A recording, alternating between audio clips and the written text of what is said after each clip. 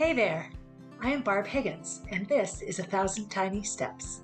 In this podcast, I share my stories of love, loss, triumph, and tragedy as I continue to retrace my steps and ponder what led to the death of my daughter Molly.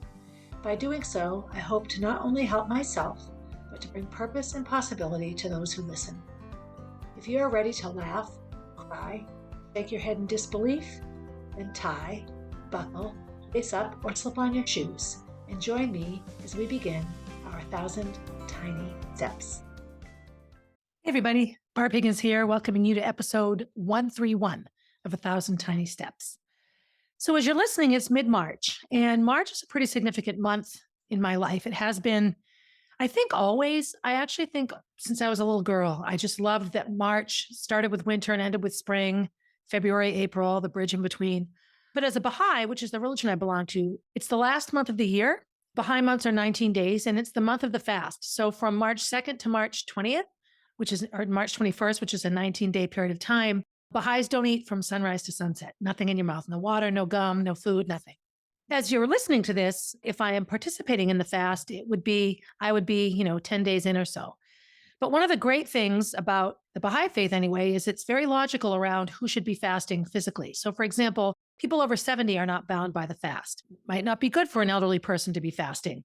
So I know a lot of very, very fit, healthy Baha'is over 70 that participate in the fast or perhaps modify it a bit. So they're still participating to the best of their ability. When you're having your period, you don't have to fast. When you're pregnant, you don't fast. And also when you're nursing. So as I record this on February 5th, I'm still actively nursing Jack, and I don't see that will end anytime soon. So I will likely not be participating in the fast. But the fact that this episode is coming out in March, and so much of my life lately has been around learning and trying to give up bad habits and focus on good and practice mindfulness and all of the things that I'm striving to do all the time. When I finished recording last week's episode about minimalist living, the fast came to mind for me. And so it got me to thinking about all religious fasts, because fasting is a part of all religions. And then it got me to thinking of, like, as an athlete, when I have a goal and I think of how can I set the goal, always a part of my goal setting strategy and all the steps I took to reach the goal often involved giving up unhealthy food. So no alcohol or no candy or no sugar, things that were deemed unhealthy for my body, I would temporarily abstain from. So all of this falls under the umbrella of fasting. And so it got me thinking about what religions fast and why do they do it? And so I went online and I found a website, and it listed 6 of the major religions that participate in fasts. And so I read the little summaries of each. And although they're very different, they sort of focus on the same thing. So I'll sort of go in order, progressive revelation, sort of the order of when the religions came into being. So, and please know, this isn't a religious episode. I am absolutely not religious. I am spiritual and I have my beliefs, but I hold fast to mine, and I utterly acknowledge and respect people that hold fast to theirs. And I think sometimes one of my favorite practiced religions can be atheism, because I know a lot of really, really wonderful atheists and a lot of really dubious religious people.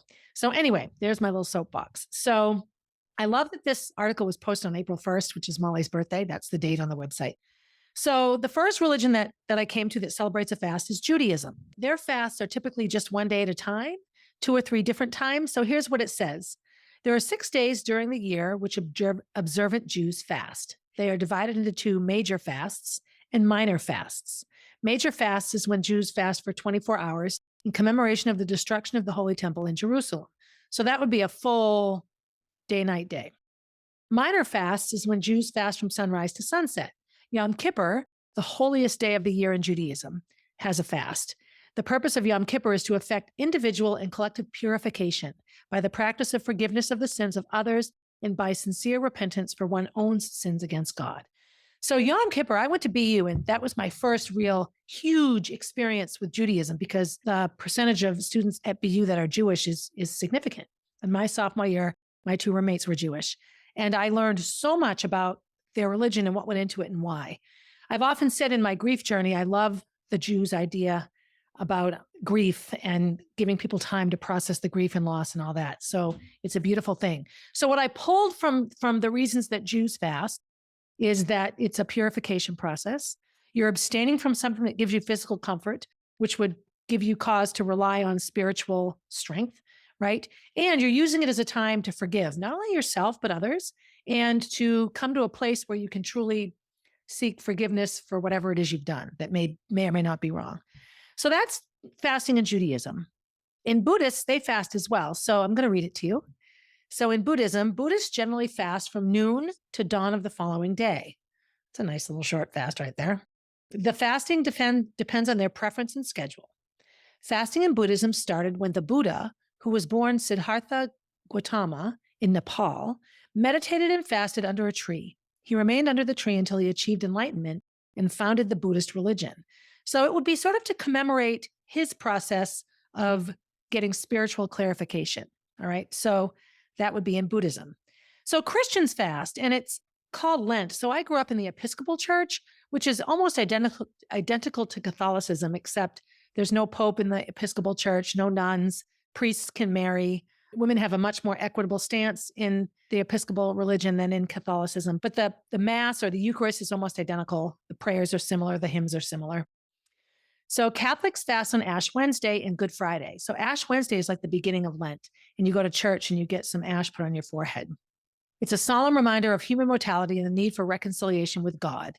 It marks the beginning of the penitential Lenten season. So when I was growing up, we always gave something up for Lent. I often gave up candy bars, or I gave up, sometimes it wasn't a food I gave up, sometimes it was a behavior.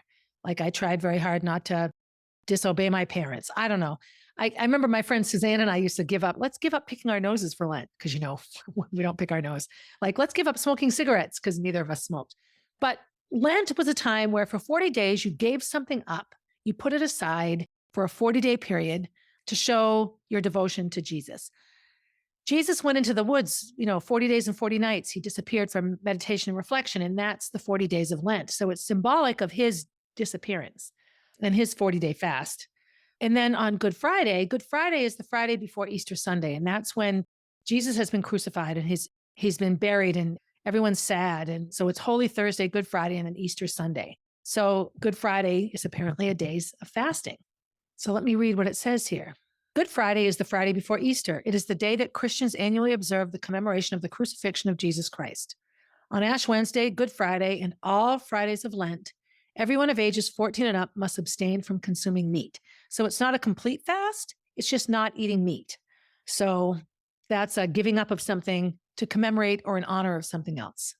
Again, you're putting away a human desire, a physical desire to build spiritual connection or reliance. Hinduism. So the Hindus also fast. And this is where I learned the most, because this is probably the religion I know least about. In Hinduism, fasting is commonly practiced on new moon days and during festivals, such as Shivarati, Saraswati, and Puja. There are different ways of practicing fasting in Hinduism. One is not partaking in any food or water for a set number of days, limiting oneself to one specific vegetarian meal during the day, or eating or drinking only certain types of food for a set number of days.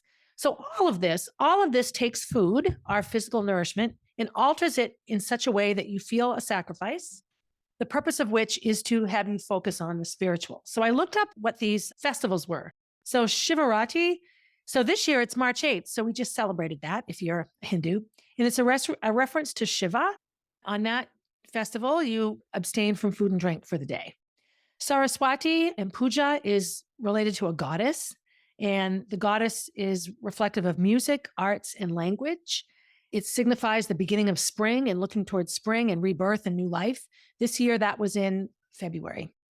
Oftentimes, the dates in other religions shift from year to year because not all religions follow a Gregorian calendar, which is the calendar that we all on planet Earth follow, the 12 months, sort of like a lunar calendar, but not all religions follow that. So that's the Hindu fasting. So it's just specific festivals, and part of the celebration of that festival is to fast in some manner. Mormons. So here's another religion that follows Jesus. Mormons are members of the Latter-day Saint movement. Mormons fast on the first Sunday of each month. So that's 12 times a year. Members are asked to go without food or drink for 2 consecutive meals, or approximately 24 hours. And I remember I coached a family of 11 kids, and they were Mormons. And I can remember on those Sundays. So another thing with Mormons is Sunday is just a day for family. If you have a job, you don't work on Sundays, you go to church and you spend time with family. And I know that on the fasting Sundays, my runners would often just go to bed and sleep all day, try to use as little energy as possible to commemorate the fast. So I can remember some of them would wake up in the morning and not eat anything until dinner. So they would eat dinner and then they'd go to bed and then they wouldn't eat again until dinner. And then others would eat a big breakfast and then not eat anything else all day and then not eat until the next day breakfast. So essentially a 24-hour fast. I might have chosen lunch, quite honestly. I might have eaten a big lunch and then just not eaten again until the next big lunch. Anyway, look at me trying to make it easy. What I started to notice in the similarities of these religions is the people that practice these religions are devoted to them outside of whatever the church service or religious ceremony is. Devout Catholics practice Catholicism in everything that they do. Same with Mormons, or at least the families that I have met. It's really a way of life for them. It's a lot of their family practices and values.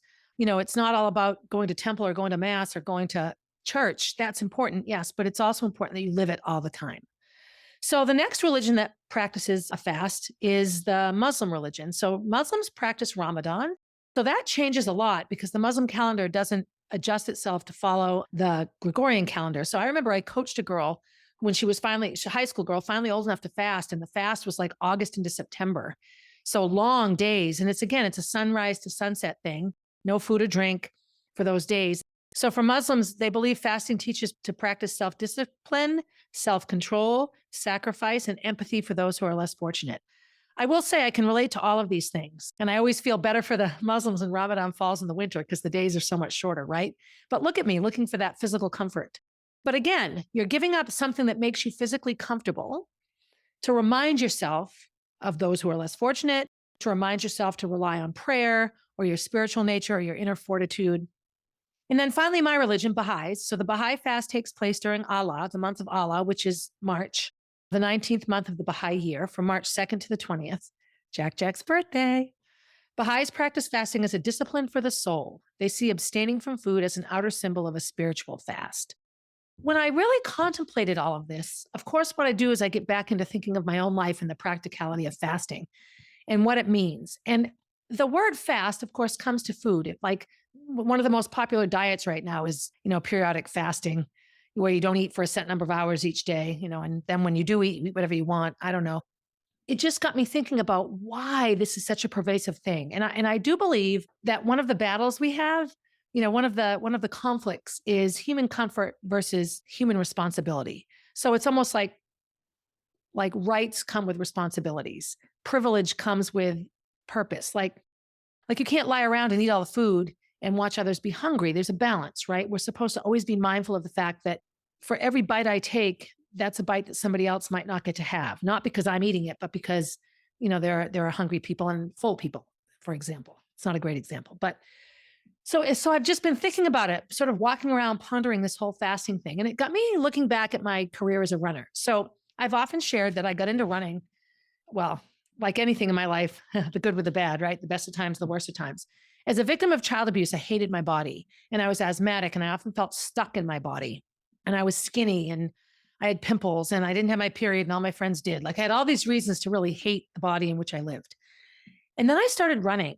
And I have to say, it's the first time I had other little hints of this in my childhood, but it was the first time that I would look at myself or close my eyes and truly experience my body and not try to shut it off or hide from it, which is what abuse does. If you're in physical pain or you're being sexually assaulted, you shut off. You have to go someplace else to get through it. I can remember the first run that I ever took that I transformed from like an asthmatic trying something new into, oh my God, I'm floating and this is the best feeling ever. And from that time on, running became synonymous with a place where I could love my body. As I went on in my running career, I also began to feel okay with how I looked. I always hated that I was so skinny. In running, skinny girls run fast. I always hated that I didn't have big boobs. Big boobs don't help you run fast. They're a huge hindrance. All of these things connected my mind and my spirit and my heart to my body. So in my training over the years, in my training when I went to BU, when I ran for Nike, anytime I've set a major goal that I've wanted to achieve, part of my training repertoire would be fasting. It would be abstaining. Pagan religions don't necessarily promote fasting. There's an element of pagan thought that says, why would you deny yourself? The pagan religions are centered around nature and earth and symbiosis with your surroundings. So why would you deny yourself? However, Having said that, there are reasons that people that ascribe to pagan practices would fast. One of them are called seasonal fasting. So, if we lived in a place where there was no electricity and no trucks that can bring us food from all around the world, and we could only eat what we could prepare for ourselves, I wouldn't be having bananas and oranges and green peppers all winter long. I would eat them until I ran out of the ones I saved from the summer. You would eat what was available to you. So in the winter, it would be salted meat. It might be meat that your husband could go, or the man of the house, or the woman of the house with a gun could go and shoot and come back and prepare. You ate what was available to you. So your diet was very seasonal. So there are fasting practices where you spend a chunk of each season only eating seasonally available food, which means you go to the grocery store and only buy stuff that could have existed without the grocery store. But again, it's reminding us that we take for granted our ability to have, pineapples and guavas and oranges and bananas in New Hampshire in the winter, when those foods for a long time never left the islands upon which they grew. Again, it's a mindset shift. It closes off the self and opens up the ability to look outward and to look somewhere else. A couple of the other reasons that pagans often fast, one is to increase focus on self, and then also to honor ancestors. Oftentimes you fast in honor of something you're remembering, and you do it as an act of service or an act of honor to them. It's how you show them you appreciate what they've done. So it's just sort of interesting. And they divide it into abstaining from all food or drink for a set period of time or a set number of days, or just getting rid of one thing. And this brings me now to myself as an athlete and myself as a coach. Coaching female runners is always dangerous because eating disorders abound in female athletics, as do, quite honestly, survivors of trauma and abuse and sexual abuse. So many amazing female athletes have this in their past and their childhood. And it's always taught me that this symbiosis between mind, body, and spirit, is sometimes manifested and achieved through movement, whether it's dance or song, whether it's, running or skiing or playing basketball, whatever it is. When we can feel good inside our bodies, we have this sort of balanced connection. Our bodies don't have to be something that we exist in uncomfortably. We can honor them and love them in a multitude of ways. In my years coaching, I always had to be very, very careful about what I suggested my athletes do, because I know that they would do whatever I told them to do. I would say every year at the beginning of cross country, it started in summer. And I would say, look, we have 2 weeks of summer practice and then school starts. When school starts, I want all of you to choose one thing that you're going to abstain from until your season ends. And I would reiterate, it should be something that you could replace with something healthy. It shouldn't be, don't give up eating lunch. That's a dumb idea, but maybe give up the M&Ms that you pack in your lunch every day, right? So I would talk a lot about that. And then the other one I would have them do was to add something in that was healthy. And typically this was water. And so I would have them write it down for me, and then I would read them out loud. So Skittles, who doesn't love Skittles? One of my really good runners, Carrie, she'll be running Boston this year shortly. Go Carrie. She gave up Skittles. That was her thing. My stepdaughter, Katie, she gave up soda one year. And Katie is not someone that was born skinny. And, managing food and intake and feeling healthy and all this has been a lifetime story for her. And she gave up soda one year. I'm just going to give up all soda. And so she drank a ton of water. So that was often the thing I would say as a replacement. All right, every time you really want to have a bag of Skittles, drink a glass of water. Just increase your water intake. And I remember that year, she ran cross country, she gave up soda, and she lost like 20 pounds in like a 6-week period of time. And really all she did was give up soda. She didn't give up anything else. And that's what I would say to them. Don't give up 50 things. Choose one thing and stick to it. And one of our best days was at the end of the season, right? Once the season was over and we had our banquet, oh my gosh, I would do little bags of Skittles, like whatever you gave up, we would have a multitude of those things at the banquet because the season was over and we could celebrate again. Here I am incorporating the spirit of fasting into how you become good at something. So then, of course, I go around and around with, is this healthy? And I think that we try so hard to prevent sadness, to prevent stress, to prevent struggle, that we end up causing ourselves more damage than if we just let ourselves struggle and sort of live in the struggle. I don't mean that you should stay in an abusive relationship. I don't mean you should continue to drink or take drugs if you're struggling with those things. I think that as parents and teachers and as a government, by over-controlling a populace, you take away the ability of choice. And sometimes that's as damaging as too much choice. So when I look at what goes into abstinence of any sort, always I come back to temporary pleasure versus long-term gains, So when I was teaching health, abstinence is a big word in health education. Most school districts, to get funding from the government, have to proclaim to teach abstinence education. As part of my 9-week Health 1 and Health 2 curriculum, I had to talk about the fact that the only surefire way to not get pregnant and not get an STD was to not have sex. Just don't. And neither of those things will happen. It's easier for some than others.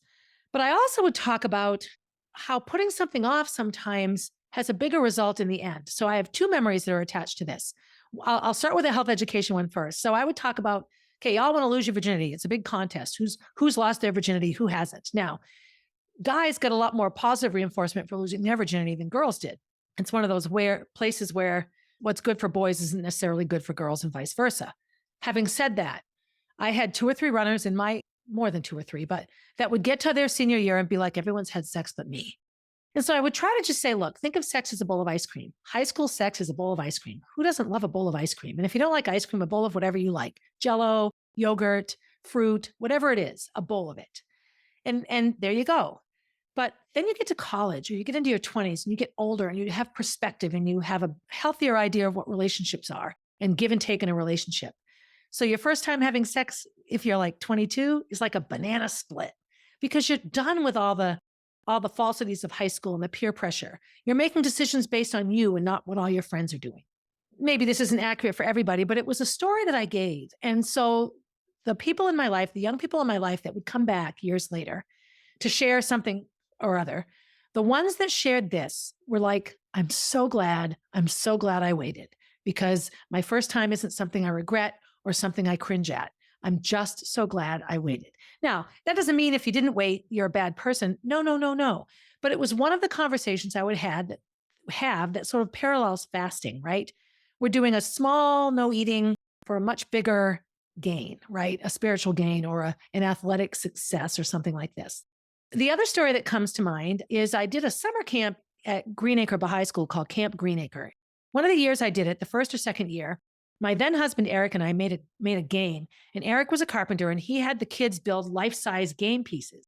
Like it was a stick and they made these game pieces and we made a giant spinner.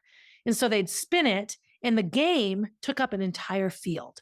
So they would have questions to answer and little tasks to do. And you could either take a candy or you could wait, take a rock.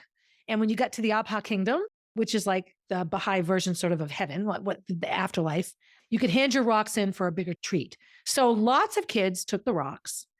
Lots of kids took a little bit. I took a rock one time, a candy the next time. So when you got there, when you finished the game, for every rock you handed in, you got a little baggie with like 5 pieces of candy in it. So if you only did rocks, you ended up with like 50 pieces of candy. Now, let me be clear. We didn't deny anyone the candy because they all went through it, but the lesson wasn't lost on them. The point of the lesson was, yes, a piece of candy is good, but sometimes not having the candy will get you a bigger gain later. We used candy because what kid can't relate to candy? And I remember how powerful that lesson was because it all came back to food and the rituals around food. When I think of fasting, for me, it's another ritual around food. So how do we use food as a ritual? When you have a celebration, you cook a big dinner and you invite people to eat. When you go to a funeral and the funeral's over, you go to somebody's house, you go somewhere and you eat, you sit and break bread together. It's just food and eating and sharing the experience of eating is a celebration. It is in every culture. So it's easy to see where we have emotional attachments to food. Eating disorders are a huge, huge symptom that indicate a feeling of no control. Eating disorders seldom have anything to do with food. It's more about control. You don't see a lot of people with eating disorders in impoverished nations that are starving. Because food isn't about control. It's about survival. In my conversations with my athletes around the giving up of something, abstaining from something, always, it was couched in what's healthy for you. Like what's a healthy way for you to abstain from something that might be unhealthy?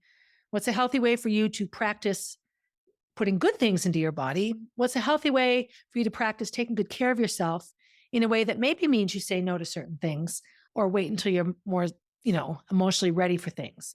In my mind, it's all an important conversation. As you're listening to this, we're in the middle of the Baha'i fast, which I'm probably not participating in. I haven't for a long time.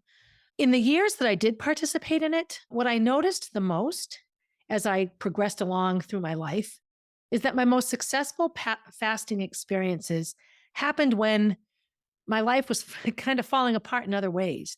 And I could really use the fast to help me refocus, just to sit and focus on things that would make me feel better in ways that had nothing to do with food. Another thing to note with the Baha'i fast is it's in March. The days get longer and longer and longer. So you have to get up a little earlier and wait a little later every single day to eat. So we always hang up the little time schedule, sunrise, sunset on the fridge. And another thing that often helped me with the fast is having somebody to share it with. So I was fasting one year and I was good friends with a woman named Sharon, another Baha'i. So she and I, everybody would go to lunch and we'd be like, okay, we were at like a workshop. So we went for a walk. We just got away from the people eating and went for a walk.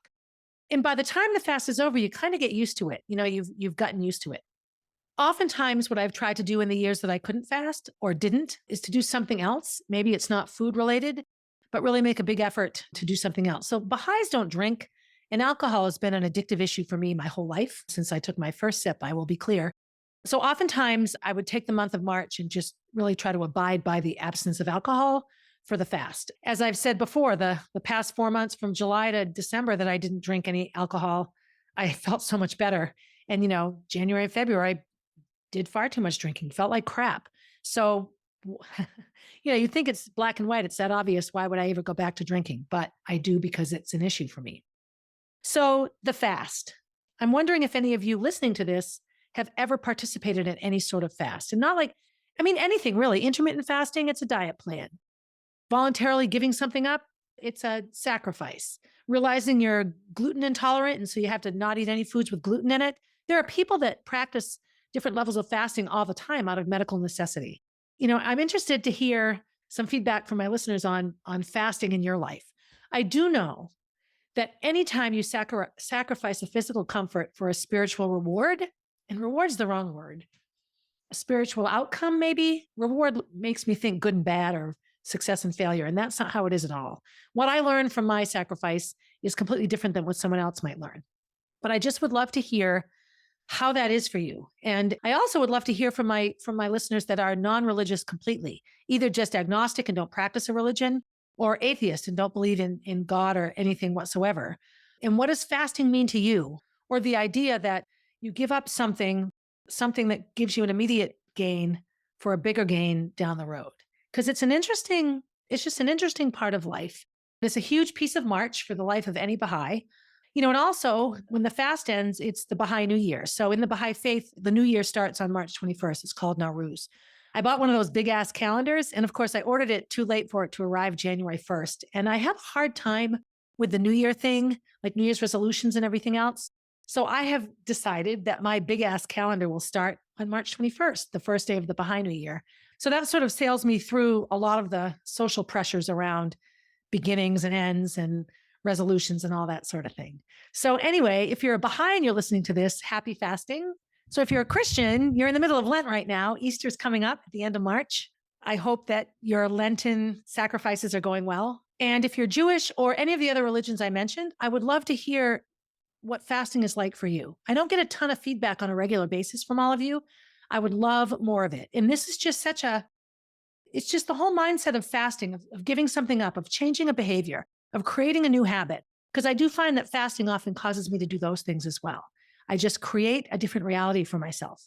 It's another thing that, sort of gets me excited. We took a vacation to Florida. So as I record this, we haven't gone yet. As you listen, we've already gone and come back. And always on vacation, one of my biggest challenges is finding a CrossFit gym to work out in, finding a way to maintain the healthy habits that can disappear sometimes on a vacation. But I'm in such a mindset this year with effecting change in my house, decluttering, letting go of things, right? And sometimes I think certain foods and certain behaviors are no different than the clutter in our house that holds us down. Sometimes our thoughts and behaviors and things we eat or do are nothing more than dusty clutter that we could take out of our lives.